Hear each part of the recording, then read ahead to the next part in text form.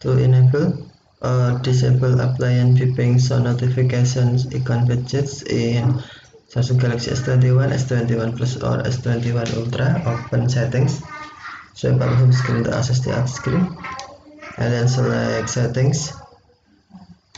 You can also open settings screen from notification panel, swipe the notification panel, and then tap settings icon. Scroll to settings screen, find accessibility,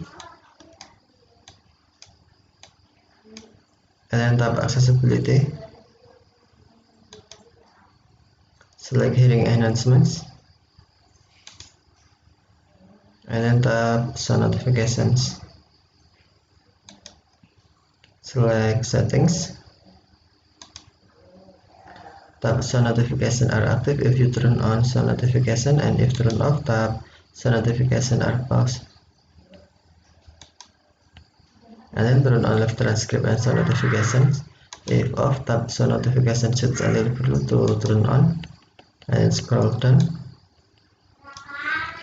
tap appliance beeping,